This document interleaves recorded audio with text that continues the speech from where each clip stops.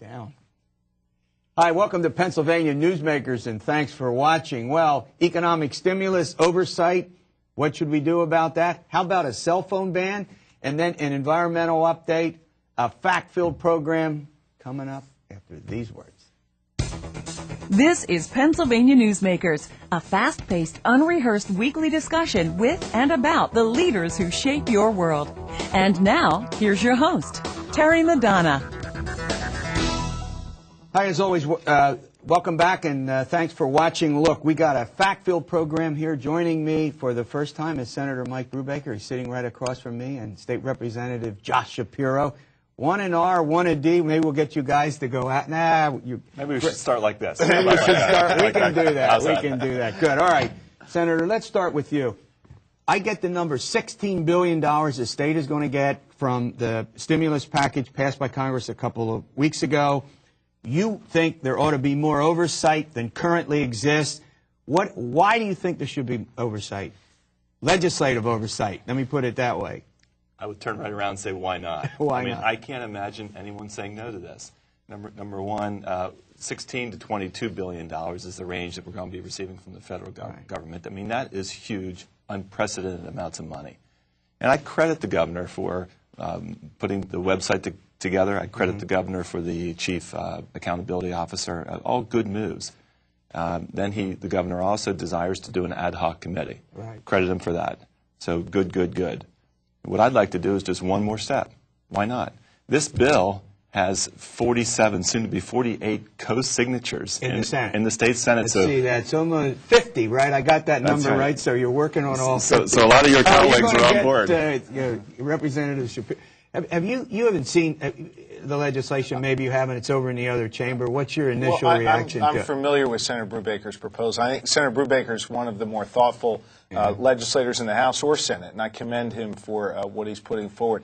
I do get concerned that it's a bit too much bureaucracy and will slow the process of getting the money out to help stimulate the economy. Let me explain why.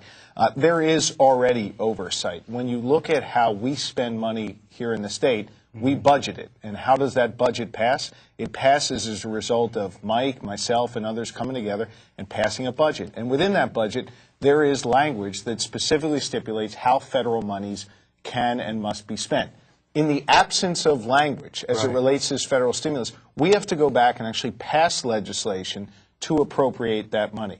Furthermore, the governor has put together a committee that includes federal, Democratic, and Republican congressmen and senators, and includes representatives of the General Assembly from all four chambers. So we already have something in place, and what I don't want to do is slow down the process of stimulating. Now, you're going to disagree, so make your counterpoint. Great points, thank you, but I do disagree as strongly as I possibly can. He said two reasons to not support it. Number one, extra level of bureaucracy, and then two, it's going to add extra time. Won't add a millisecond of extra time. When dollars come in from the federal government, this commission will not have the power or the authority to slow down that exchange of finances from the federal government to the state in one single millisecond. No slow. So, I mean, you're basically not arguing that there shouldn't be oversight. You're just sort of disagreeing as to the approach. And my bill adds a citizen. And I would like to ask anyone, the governor's proposal does not have a citizen. I think we ought to have citizens on the commission. And my commission, it meets mandatorily twice a month for the first year. The ad hoc commission meets every so often. Yeah, the governor's commission will have access for citizens to make sure they issue their complaints and they go forward and issue any concerns that they have about how the money is being spent. Right. But the real issue here is making sure that the money gets driven out as quickly as possible, that people are put to work, that we create jobs in Pennsylvania. And if this commission that Senator Brubaker's put together with the best intentions in mind is not able to stop things or slow down things, then what does it really do? I think reasonable difference, reasonable debate. I'll give you the last word, and then we'll go on a couple other things. Thank you very much. The answer to that question, what does it do? It gives you more sets of eyes, not just the governor's appointment eyes, but it gives you more sets of eyes. It adds a citizen to it, and it creates more debate and conversation.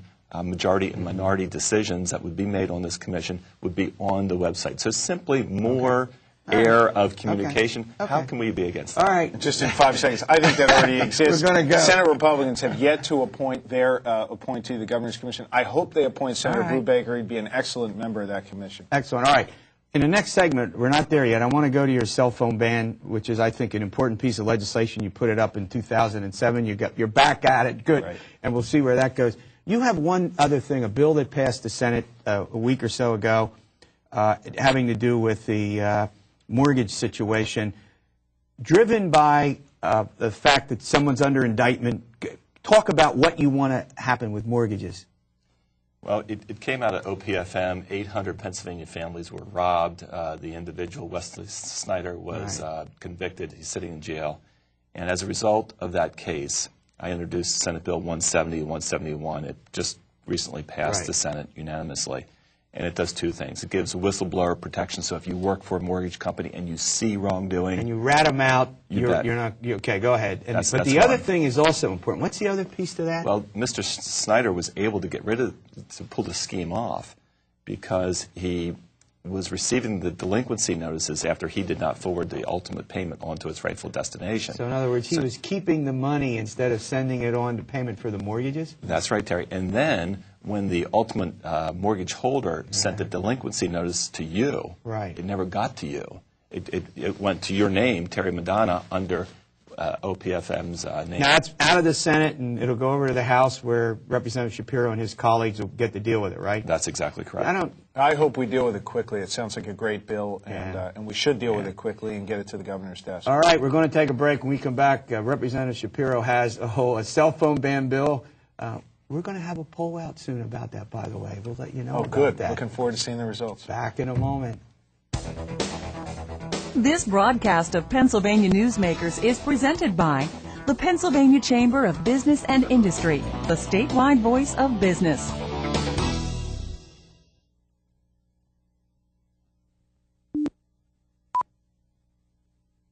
This broadcast of Pennsylvania Newsmakers is presented by PAConstructionJobs.com. For more information about rewarding careers in the highway construction industry, visit PAConstructionJobs.com.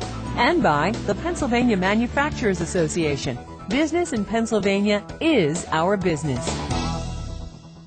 Hi, welcome back to the program. We're chatting with Senator Mike Brubaker and Representative Josh Shapiro. All right, Representative, I'm going to put you right on the spot. You recently had some meetings in Washington with Senate leaders about challenging U.S. Senator Arlen Specter.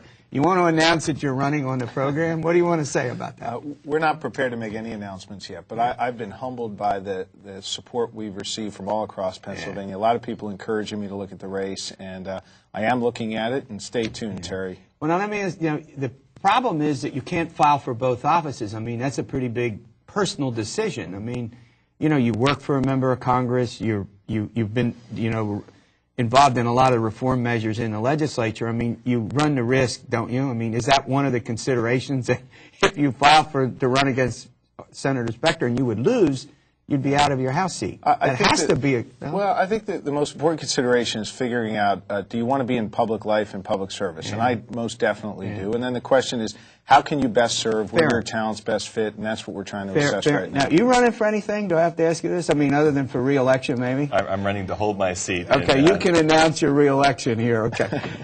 Okay, let's go. Cell phone ban. Look, it's clear to me, every time I drive and I get on my cell phone, I'm momentarily distracted. I mean, let's be candid about it. We've all had those moments. Anyone who says different is not being candid.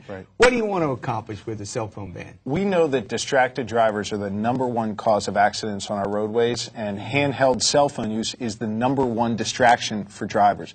We know that in 2007 in Pennsylvania there were roughly 1,400 accidents on Pennsylvania roadways where a driver was using a handheld cell phone. Same year, there were just 60 accidents where a driver was using a hands-free device.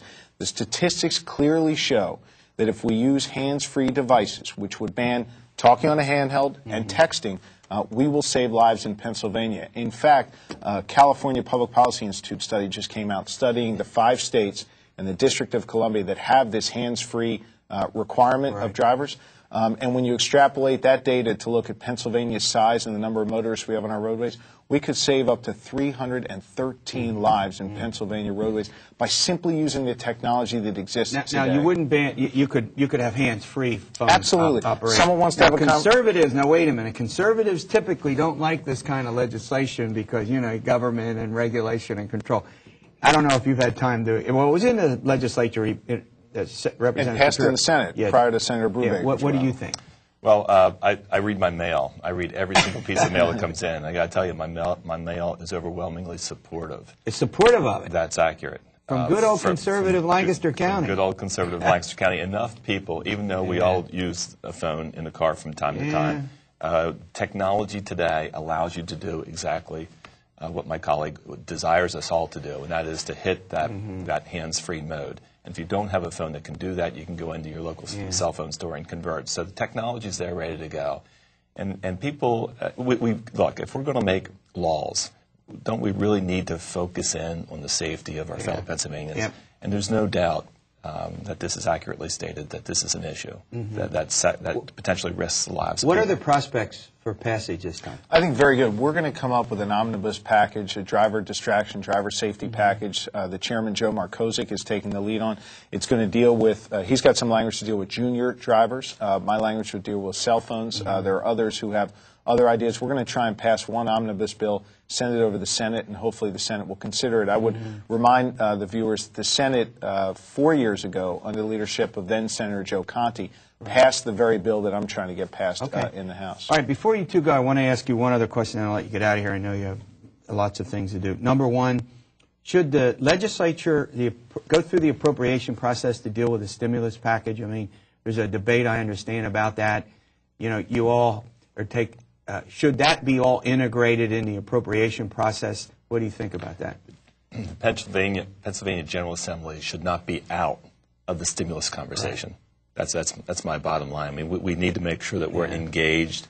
That my bill helps to do that. But outside of my bill, we need to be fully aware of how this all. And you know that the legislation gives an extraordinary amount. There are all kinds of exceptions and limits in the legislation, if anybody's ever bothered to read the 1,000 pages or plus.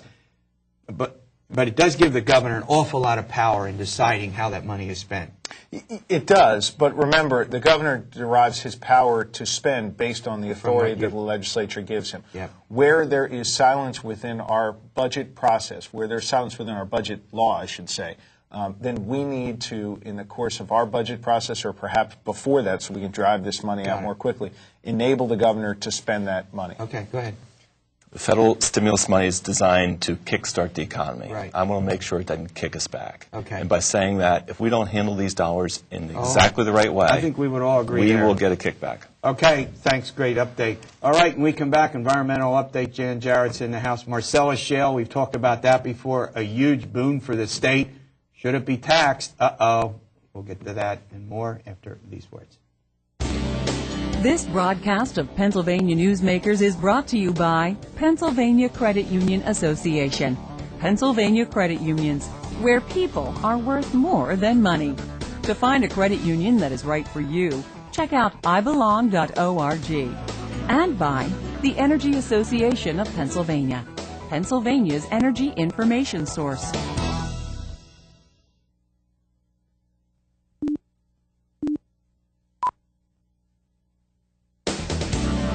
This broadcast of Pennsylvania Newsmakers is presented by the State System of Higher Education. 14 state-owned universities. The state system is the largest provider of higher education in Pennsylvania. And by the Hospital and Health System Association of Pennsylvania, working towards a healthy Pennsylvania. Hi, welcome back to the program. Well, we're going to have a little environmental update. Jan Jarrett, she's the president and CEO of Penn Future, the state's leading environmental group. I'm going to get you into trouble by saying that. Yeah, I know. But that's okay. I said it, you didn't. Well, you know, we agree. You agree. Good.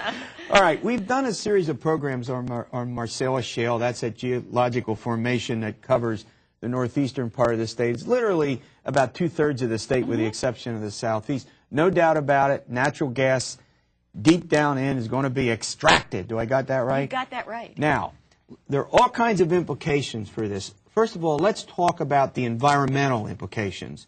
what are the environmental implications for that deep drilling and the extraction? In order to get that gas out, they've got to use millions of gallons of water for each well to crack open the shale in which the gas is trapped. So they use millions of gallons of water out of our streams, and they inject it down into the ground. But then about half of it comes back out again. And when it comes back out, it's first of all, it's laced with certain chemicals to make it more effective. But then it also picks up a lot of salt, a lot of solids in that water when it comes back out. And so millions of gallons also come back out and need to be disposed of. And so there's, you know, both sides of the water issue right there. On the one hand, you've got to take some out, and then you've got to do something with it in a way that does not harm the environment. Did I read somewhere where there was a possibility of using some of the water that comes in the coal plants that could be used to, because it's already contaminated, to be used as, maybe you're not familiar with that? Well, there's all kinds of things being explored. Various ideas. To address some of these issues. But right now, there's a bit of a problem in terms of disposing of it properly. Yeah, that's. Last summer, the Monongahela River got so contaminated with these solids, with the salts, that U.S. Steel had to shut down some of its processes because it literally couldn't use the water. And so there's a bit of a crunch as to what to do with this. Okay, so we got the environmental problem. Yes. Let's now go to the issue of taxation. That's right. Other states, we're not the only state that does this. There are other states that do it. They have a tax on the extraction of the natural gas. What are the various ideas being floated in the legislature for dealing with what I guess it's called an extraction tax? It is. It's called a severance tax, and as the gas is extracted, there's a tax on that. Each unit of gas.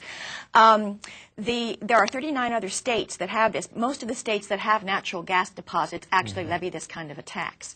The environmental community believe that since it's got some environmental impacts, some of that money should be used for environmental purposes, and we believe we ought to get a portion of that and put into the Environmental Stewardship Fund. We did a poll that shows that 87% of the people we asked in Pennsylvania support using a portion of that severance tax if one is imposed for environmental purposes. You know, we've had a long-standing investment in Pennsylvania's environment with overwhelming public support. The Growing Greener 2 bond passed with 70% of the voters. But that money is gone. And the Environmental Stewardship Fund is also running out of money because part of that money is being diverted to pay the debt on the Growing Greener bond rather than to cleaning up our streams and preserving land and farmland. So your proposal would be that in this severance tax, that some of the money that's accrued from that tax should go to some of the state's environmental programs. I mean, would it be clean and green? Would it be wildlife into the? Go ahead. Yeah, what are the ideas? Well, we support the Environmental Stewardship Fund. Funds things like stream restoration, acid mine drain remediation, some land preservation. But we also believe that the Fish and Boat Commission and the Game Commissions should get some money in order to improve wildlife habitat and improve public access to our state lands. So we think that there are lots of good purposes. We also support some of the money going back to municipalities where the drilling is happening because their roads, their bridges are being beaten up by the heavy equipment that needs to run back and forth to service these wells. All right, we're talking with Jan Jarrett. We're going to get into another very important environmental issue, renewable energy standards. It's another debate before the Pennsylvania legislature. We'll be back with that following these words. This broadcast of Pennsylvania Newsmakers is presented by Highmark Blue Shield, changing the way health plans work for business with a variety of plan options for employers and more choices for employees. Information is available at highmark.com. Have a greater hand in your company's health. And by the Pennsylvania Healthcare Association, the future of long-term care.